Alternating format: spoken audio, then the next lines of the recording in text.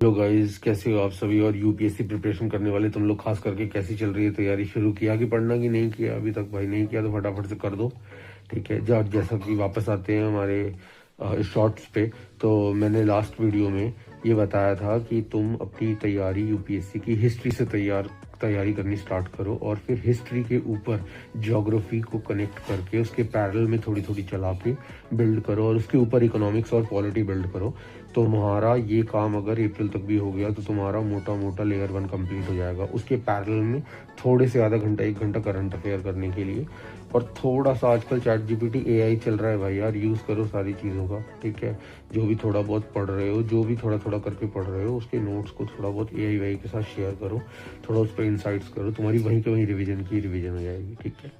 वापस आते हैं हमारे अगले टिप्स एंड ट्रिक के इस वीडियो पे, जो इसलिए है जिसमें मैं आपको बताता हूँ कि हिस्ट्री जब आप स्टार्ट करोगे तो सबसे पहली चीज़ जो होगी वो, अगर आपको हिस्ट्री समझनी है, प्री हिस्ट्री समझनी है और सारी की सारी लेयर समझनी है, तो सबसे पहले आपको पूरा ये जो धरती है, इस धरती की जो ज्योग्राफी है, और इस धरती में कौन सी जगह कहाँ कहाँ पहाड़ दिखते हैं, नदियाँ दिखती हैं, समझ रहे हो ना, प्लेट्यूज दिखते हैं, कोस्ट दिखते हैं, कोस्ट लाइन दिखाई देती है, घाट्स दिखाई देते हैं, ठीक है।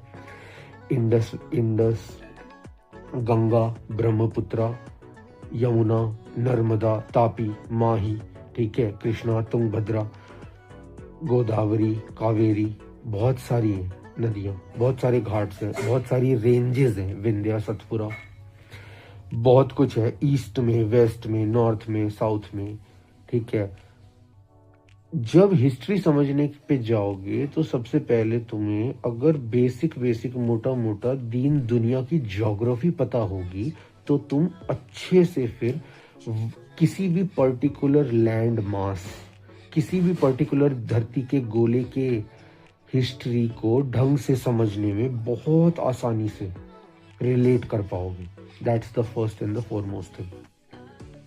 सेकेंड चीज़ ये चेंज हो गई है कि पहले BC एंड AD हुआ करता था, like before Christ and after death and all those things, but अभी सारी चीज़ों को अलाइन करके चेंज करके ये यूज़ में आ रहा है कि there is CE and BCE। CE मतलब कॉमन एरा, ठीक है, जो कॉमन है, और BCE जो कि बिफोर कॉमन एरा, मतलब वो चीज़ें जो अलग अलग लेवल्स पे, अलग अलग एजेस में हुई हैं, लेकिन जिनके उतना पुख्ता सबूत नहीं है कि वो हर जगह एक साथ पूरी दुनिया में था।